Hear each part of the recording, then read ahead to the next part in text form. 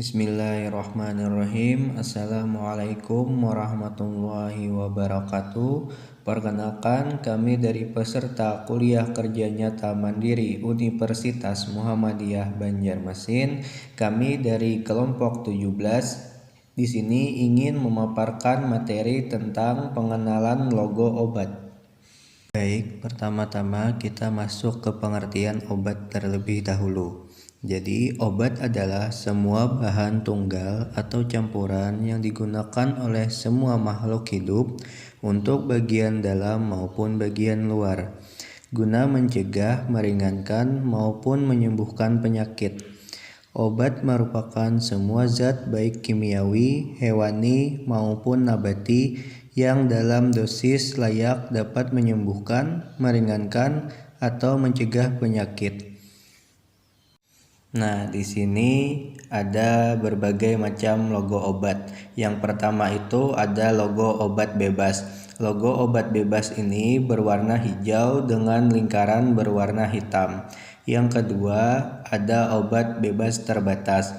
Nah, warna logonya itu berwarna biru dengan lingkaran berwarna hitam. Lanjut ada obat keras. Obat keras dilambangkan dengan warna merah dengan lingkaran hitam dan bertuliskan huruf K. Dan yang terakhir ada obat narkotika, dilambangkan dengan lambang plus dengan lingkaran berwarna merah.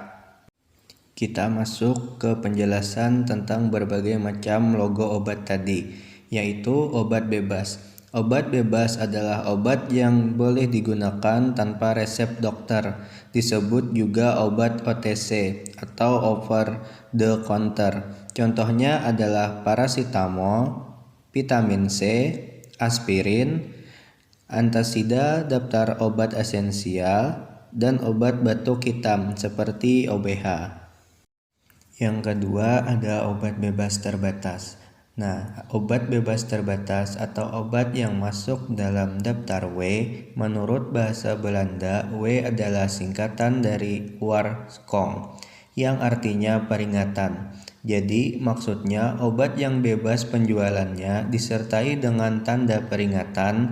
Nah, menurut Menteri Kesehatan Republik Indonesia, contoh obatnya adalah seperti obat flu kombinasi seperti tablet, CTM, dan mebendazole.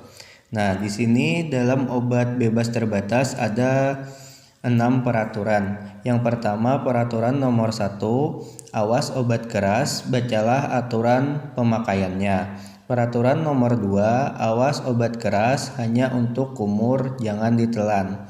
Yang ketiga, awas obat keras hanya untuk bagian luar dari badan. Peraturan nomor 4, awas obat keras hanya untuk dibakar. Peraturan nomor 5, awas obat keras tidak boleh ditelan. Dan yang keenam, awas obat keras, obat wasir jangan ditelan. Yang ketiga ada obat keras. Obat keras atau obat daftar G menurut bahasa Belanda, G adalah singkatan dari gevaarlijk, artinya berbahaya. Dan maksudnya obat dalam golongan ini berbahaya jika pemakaiannya tidak berdasarkan resep dokter. Menurut Menteri Kesehatan Republik Indonesia, contoh obat ini adalah amoxicillin dan asamefenamat. Nah, kita masuk yang keempat, yaitu psikotropika dan narkotika.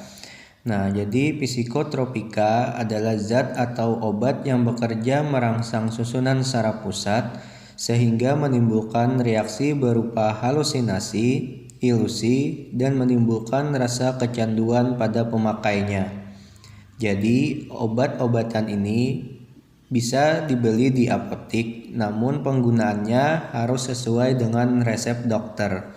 Ada beberapa kondisi yang bisa diringankan dengan obat-obatan jenis psikotropika, seperti depresi, skizofrenia, gangguan bipolar, dan gangguan tidur. Nah, lanjut ada narkotika. Narkotika adalah zat atau obat yang berasal dari tanaman atau bukan tanaman, baik sintetis maupun semi-sintetis. Zat ini dapat memicu penurunan atau perubahan kesadaran, mengurangi sampai menghilangkan rasa nyeri, dan menyebabkan ketergantungan.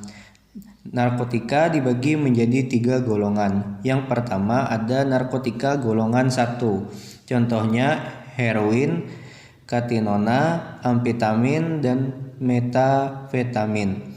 Yang kedua ada narkotika golongan 2 dan golongan 3. Contohnya seperti fentanyl, morfina, fetidina, dan kodina.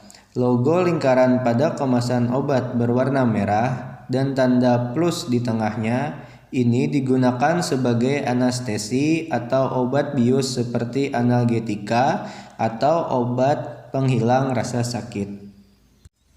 Selanjutnya kita masuk ke penggolongan obat tradisional. Nah, dalam obat tradisional memiliki 3 macam logo obat.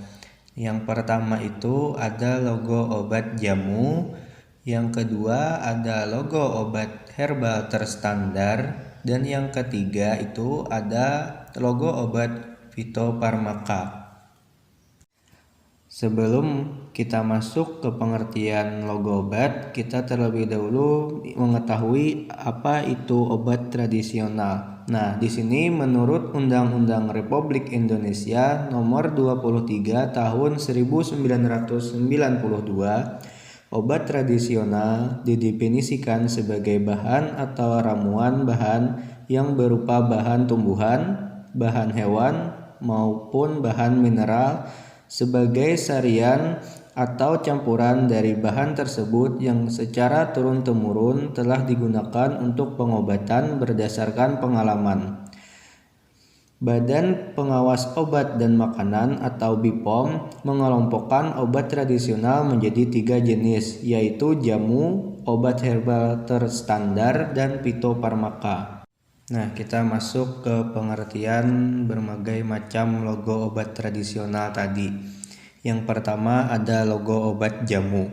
Jamu adalah bahan atau ramuan bahan yang berupa bahan tumbuhan yang secara tradisional telah digunakan untuk pengobatan berdasarkan pengalaman. Bentuk lingkaran pada logo jamu melambangkan sebuah proses bahwa produk jamu tersebut termasuk dalam kategori aman.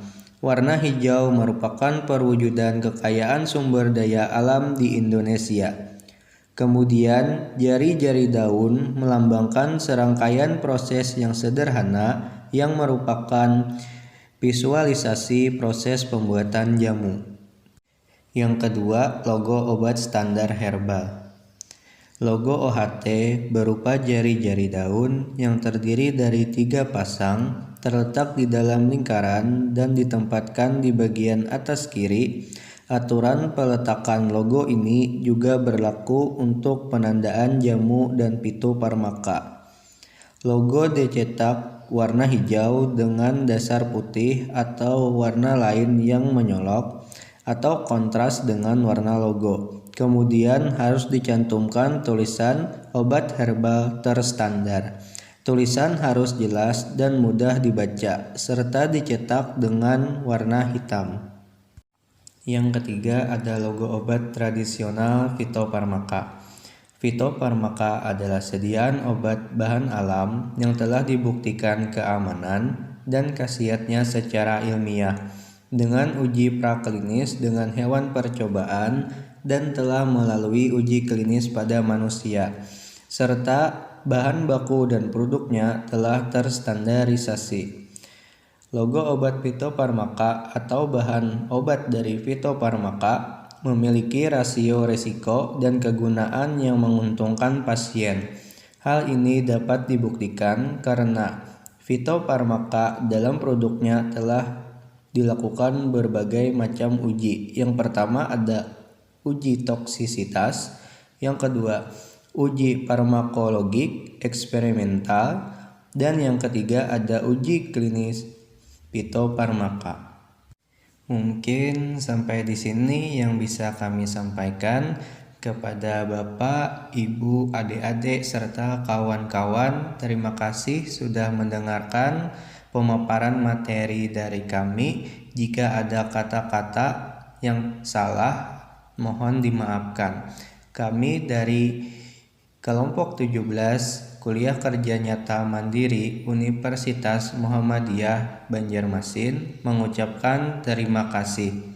Wassalamualaikum warahmatullahi wabarakatuh.